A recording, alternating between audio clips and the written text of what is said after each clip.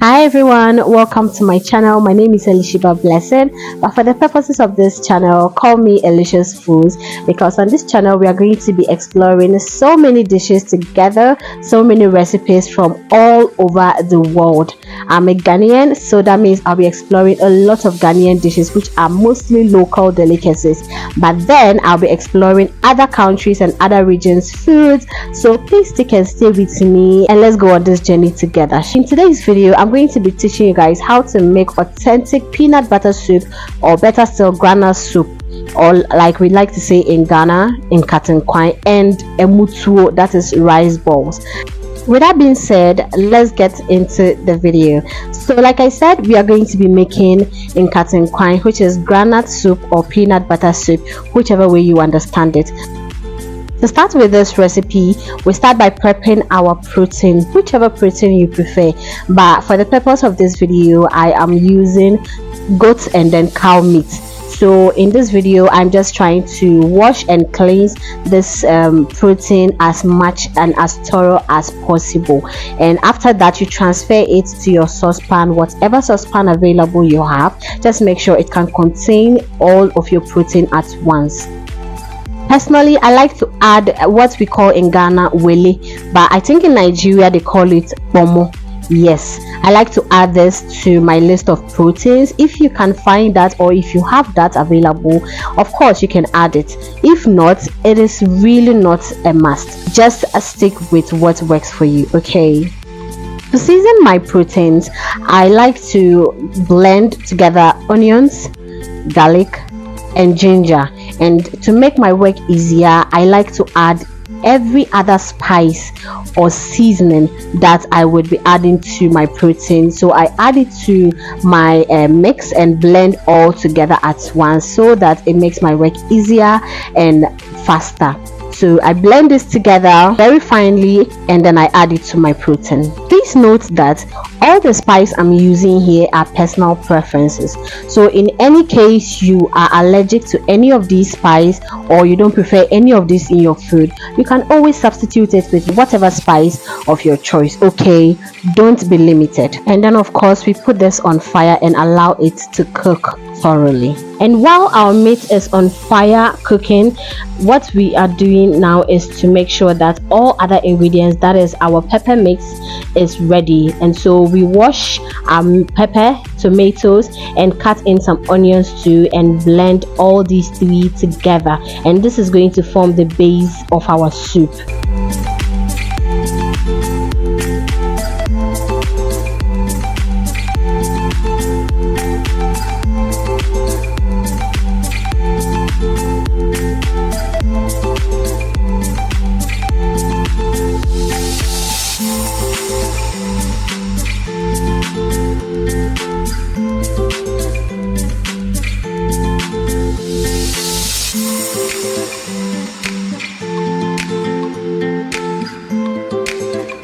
And after our pepper and tomato blend is done, set that aside. We will be using that shortly. And quickly I will check on my meat to make sure that it is cooking well and that there is still water or stock in there before I let it cook a little bit more, because we want our meat to be very soft. Now you remember the wele or pomo that we added to the meat? Yes, that is very soft, way too soft, and we can't allow it to cook together to the end with the meat itself. If not, it becomes way too soft for the soup. So we separate it, or we take it out. And then in another saucepan we start with our soup. So we start by pouring the pepper mix that we blended into a saucepan and allow it to cook very well. And then we add our peanut butter or our granite paste to that mixture and stir thoroughly to make sure that all the oil embedded in the peanut butter or the granite paste to emerge from the soup. Now I'm a lover of red oil, so personally I like to add a little bit of red oil to just complement my soup or the oil in the soup, but this particular one is very optional. So if you see me pouring oil, a red oil into it, just like I am doing now, is because I want it, not because it is necessarily part of the whole process. So if you are not a red oil lover or you don't want red oil, you can just skip this part. And after that is mixed thoroughly, we add tomato paste just to give our soup a really nice red color, just like what I'm doing now. So you see the whole thing starts changing from yellow to red. Yes, that is the work of the tomato paste. And again, this is optional. If you want to add it, you can. If you don't, then don't. And after this, I quickly checked on my meat, and at this point my meat was well cooked and done, so I had to take it off the fire. After allowing the soup base to cook for a while, you would see something similar like this. You see the oil is all above, looking nice and cooking very gently. At this point, you can add enough water to your taste. If you like your soup very thick, don't add plenty of water, but if you like your soup very light, then make sure the water is very generous. My case, I like my soup very thick, so I added just a little water, and you will see that at the end my soup becomes really thick. And after that, keep checking on your soup, okay, because this particular soup, it will come over and pour all over your gas cylinder. I mistakenly made it go over, so as you can see, portions of it is on my stove, so be very cautious. At this point, I decided to add shrimp powder and fish powder to my soup. I mean, what is Ghana soup without fish powder, right? That is the most important ingredient to add to your Ghana soup. So please, if you miss any ingredient, not the fish powder. Stir and allow this to cook over a while, and then you can go ahead to add your already cooked protein.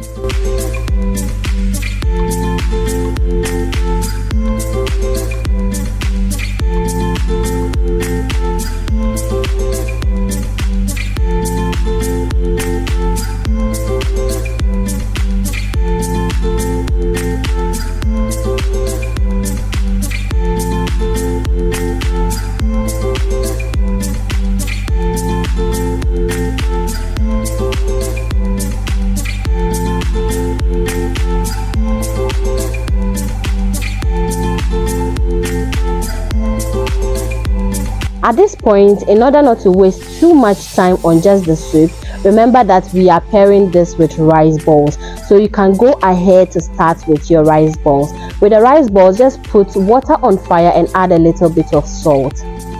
And back to our soup. At this point, if you have any other soft protein, you can add it. Here I have with me some smoked salmon, so I added that to the soup later on, because if you add this too early, all of it will just dissolve into the soup, and we don't want that to happen. So you add it at the latter part and just allow it to cook at this point. And make sure to taste your soup to be sure that all the spices are intact.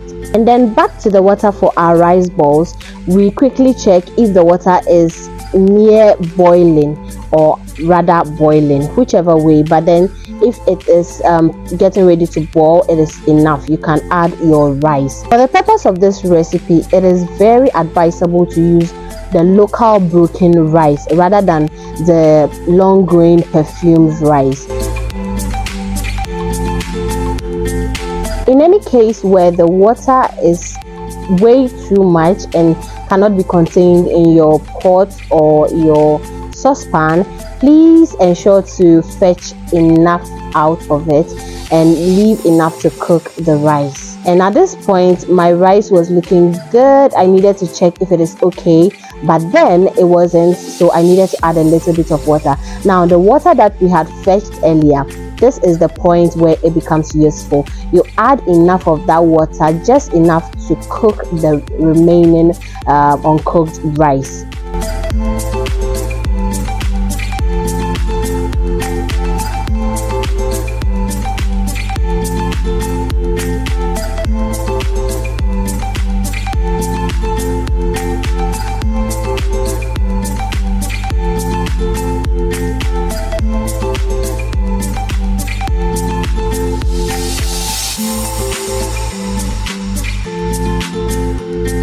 At this point, my rice was done and looking good. The next thing to do is to mold this rice into whatever shape that you want, using whatever honestly, but then I prefer to use plastic, white plastic, the small ones, to mold them to maximum size, and that is what I'm going to be doing in the next clip. This is basically it, guys, and after this you just serve with your soup and enjoy. Kindly keep watching to the end of the video to see how we Ghanaians served this food in a special way to enjoy.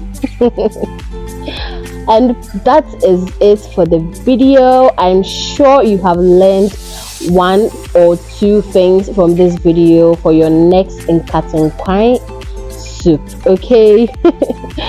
Thank you so much for watching. I will really appreciate if you give me a subscribe, a thumbs up, a comment down below, and please share this video to who will need or it may concern. Thank you once again, and I'll see you in my next video, and that is bye bye.